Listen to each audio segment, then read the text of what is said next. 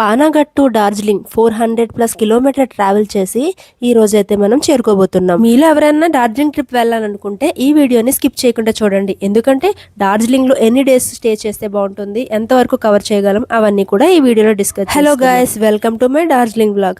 మేమైతే ముగ్గురు ఫ్యామిలీస్ తో ట్రిప్ ప్లాన్ చేసామండి డార్జిలింగ్ వెళ్ళటానికి. మేము వెస్ట్ బెంగాల్ లో పానాగఢ్ అనే ఏరియాలో ఉంటున్నామండి. మాకు పానాగఢ్ నుంచి అయితే మరి డార్జిలింగ్ వచ్చేసి బెంగాల్ బోర్డర్ లో ఉంటుంది. మాకు 1 నైట్ జర్నీ పట్టింది. మీరు వైజాగ్ నుంచి రావాలనుకుంటే డైరెక్ట్ గా ట్రైన్లు అయితే ఉండవండి డార్జిలింగ్ కి. అఫ్ కోర్స్ ఇక్కడ నుంచి కూడా డైరెక్ట్ ట్రైన్లు ఉండవు. ఓన్లీ న్యూ జల్పాయిగురి అని ఒక స్టేషన్ ఉంటుంది, అంతవరకు మాత్రమే ట్రైన్ అవైలబిలిటీ ఉంటుంది. మీకు ఒక స్క్రీన్ షాట్ పెడుతున్నాను చూడండి. వైజాగ్ నుంచి ఎవరైనా రావాలి అనుకుంటే ఇలా వైజాగ్ టు న్యూ జల్పాయిగురి అని మనం టైప్ చేసిన తర్వాత మనకి అవైలబిలిటీలో ఉన్న ట్రైన్స్ అని వచ్చేస్తాయి. అది ప్రతిరోజు ఉండవండి ట్రైన్స్ కూడా, కొన్ని డేస్ మాత్రమే అవైలబుల్ ఉంటుంది. ఒకసారి మీరు చూసుకొని చెక్ చేసుకోండి. మార్నింగ్ 8 అరౌండ్ వచ్చేసి న్యూ జల్పాయిగురి చేరుకున్నాము. స్టేషన్ నుంచే ట్రావెల్ ఏజెన్సీ వాళ్ళని హైర్ చేసుకున్నాం అనమాట. ఇక్కడ నుంచి మేము కొండ మీదకి వెళ్ళడానికి అయితే రెడీ అయిపోయాం. వెళ్లే దారిలో బ్రేక్ఫాస్ట్ అది చేసి పైకి వెళ్లేసరికి మధ్యాహ్నం అయిందనమాట. వెళ్లే దారిలో మంచిగా వ్యూ ఎంజాయ్ చేసుకుంటూ అందరూ తెలుగు వారమే కావడంతో మంచిగా తెలుగు పాటలు పెట్టుకుని స్థితితో వెళ్లిపోయాం అనమాట. డ్రైవర్ కి అయితే మా పాటలు కానీ మా మాటలు కానీ అస్సలు అర్థం కాదు. ఇక్కడ పైకి వెళ్ళటానికి ట్రైన్ కూడా అవైలబుల్ గా ఉంటుంది, లోకల్ ట్రైన్ అనమాట. దీన్ని టాయ్ ట్రైన్ అని కూడా అంటారు. కాకపోతే మన ఇంట్లో వెళ్ళాలంటే కొంచెం టైం అయితే వేచించాల్సి వస్తుంది. అంత టైం మన దగ్గర లేనందువల్ల మేమైతే ఈ కార్ లోనే వెళ్ళిపోయాం. రూమ్ రెంట్స్, ఇంకా మేము విజిట్ చేయాల్సిన ప్లేసెస్, ఇంకా మేము ట్రావెల్ చేయాల్సిన కార్ రెంట్ అన్ని కూడా మొత్తం కలిపి మాట్లాడేసుకున్నామండి ఈ 3 days కలిపి. మా రూమ్ నుంచి వ్యూ చూడండి ఎంత బాగుందో కదా. ఎనీవేస్ ఇప్పుడైతే లేట్ అవుతుంది. రెడీ అయిపోయి స్నానాలు అవి చేసేసి మేమైతే భోజనం చేయడానికి బయటకు వెళ్ళిపోయాం. రెడీ అయ్యి రూమ్ నుంచి బయటకు వచ్చి ఫొటోస్ అవి దిగుతూ వెళ్లేసరికి ఈవినింగ్ 4 అయిపోతుందండి. ఇప్పటికి మాకు మంచి రెస్టారెంట్ దొరికితే వెళ్దామని చూస్తున్నాము. ఈ లోపు ఒక మంచి రెస్టారెంట్ అయితే మాకు అనిపించింది. ఇక్కడ భోజనం ముగించుకొని మాల్ రోడ్ నుంచి అలా నడుచుకొని వెళ్లి ముందుగా చౌరస్తా ఉంటుంది. అక్కడ నుంచి కొంచెం ముందుగా వెళితే ఒక శివాలయం ఉంటుందండి. ఈ ఆలయం చూడటానికి అయితే మేము బయలుదేరాం. నేను షార్ట్స్ లో చెప్పినట్లుగా నార్త్ ఇండియన్ ఇంకా సౌత్ ఇండియన్ ఆలయాలు కానీ, పనితీరులు కానీ, ఇంకా అన్ని విధి విధానాలు కానీ మొత్తం డిఫరెంట్ ఉంటాయి. ఏది డిఫరెంట్ ఉన్నా ఆలయం అంటేనే ఒక గుడ్ వైబ్ కదా. శివాలయ ప్రాంగణంలోకి అడుగుపెట్టిన వెంటనే మంచిగా గుడ్ వైబ్స్ వచ్చాయండి. చాలా మంచిగా ప్రశాంతంగా అనిపించింది. ఇక్కడ గుడి ప్రాంగణంలో కాగితాల లాంటి ఒక క్లాతుల మీద కలర్ క్లాతులు అండి, ఒకసారి మీరు చూస్తే తెలుస్తుంది. అవన్నీ కూడా ఏదో ఒక వాళ్ళ భాషలో రాసి మొత్తం కట్టారు. ఇదంతా గుడ్ వైబ్స్ కోసం అని అనుకుంటున్నాను, నాకైతే అర్థం కాలేదు. ఇక్కడ ఇంకో ప్రత్యేకత ఏంటంటే ఈ గుడి చుట్టూ 12 జ్యోతిర్లింగాలు ప్రతిష్ఠించారండి. దర్శనం ముగించుకొని వ్యూ ఎంజాయ్ చేస్తూ రిటర్న్ అయ్యేసరికి ఈవినింగ్ 7 అవుతుందండి. ఇప్పుడు మేము వచ్చిన దారిలో మళ్ళీ మాల్ రోడ్స్ అనమాట. ఈవినింగ్ అయ్యేసరికి మంచిగా మార్కెటింగ్ ఉంటుంది, సూపర్ ఉంటుంది వ్యూ. ఇలా మాల్ రోడ్ మార్కెటింగ్ అనేది నార్త్ ఇండియాలో టూరిస్ట్ ప్లేసెస్ లో కామన్ అనుకుంటా. ఎందుకంటే మనాలిలో కూడా సేమ్ ఇలానే మేము ఎక్స్పీరియన్స్ చేసాము. అలా సరదాగా నడుచుకుంటూ చిన్నగా షాపింగ్ చేస్తూ వెళ్ళిపోయాం అనమాట. ఇక్కడ ఒక వెస్ట్రన్ బేకరీ మాత్రం నాకు చాలా బాగా అట్రాక్టివ్ గా అనిపించింది. ఎందుకంటే నేను రీల్స్ లోనే ఇంకా హాలీవుడ్ మూవీస్ లో చూసాను అనమాట. ఇలా అప్పుడే ఫ్రెష్ గా రెడీ అయిన ఐటమ్స్ ని ఒక చిన్న బుట్టలా ఉంటుంది, వెదురుతో చేసిన బుట్ట అనమాట. దాంట్లో మేము సెలెక్ట్ చేసుకొని వెళ్ళి బిల్లు చేయించుకొని తినే పద్ధతి చాలా నచ్చింది. ఏమైతే ట్రై చేయలేదు రండి, ఎందుకంటే స్వీట్లు పెద్దగా ఎక్కువ అనమాట. ఓకే, ఇప్పుడైతే అలా నడుచుకుంటూ ముందుకెళ్ళి స్నాక్స్ ట్రై చేసేద్దామని వెళ్ళిపోయాము. ఇక్కడైతే మేము కొరియన్ హాట్ డాగ్స్, పానీపూరి ఇంకా చాలానే ట్రై చేసాం ఐస్ క్రీమ్ తో పాటుగా.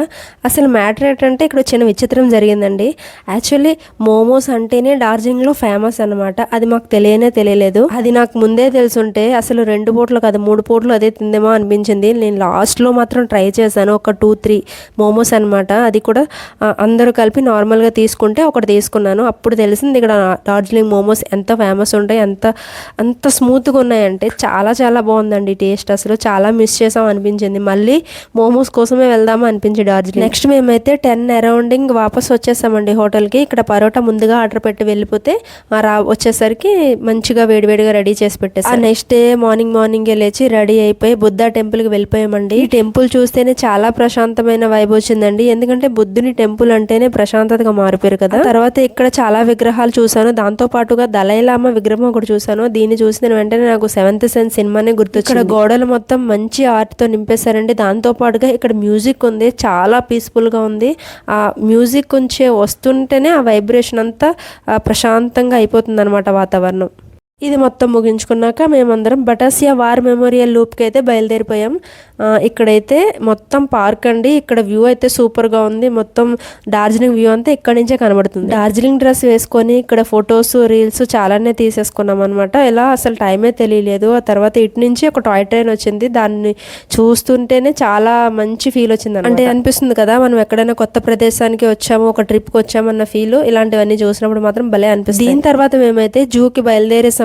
మొత్తం అంతా ఎంజాయ్ చేసామన్నమాట. నేను అలా చెప్తా ఉంటే మీకు బోర్ అయిపోతారు. ఇక్కడ నుంచి మీరే చూసేయండి.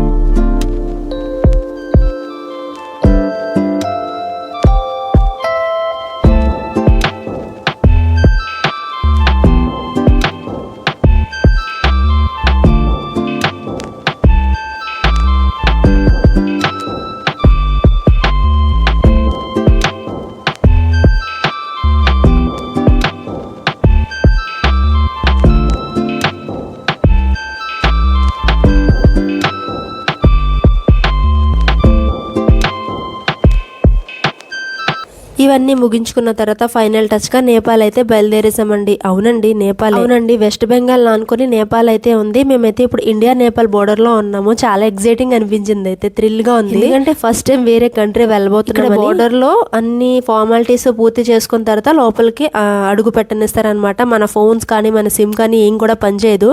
ఫార్మాలిటీస్ అంటే ఏం లేదు, ఆధార్ కార్డు ఉంటుంది. తర్వాత మేమైతే ఫౌజీ కాబట్టి మాకు ఐడి కార్డు చూపిస్తే సరిపోయింది.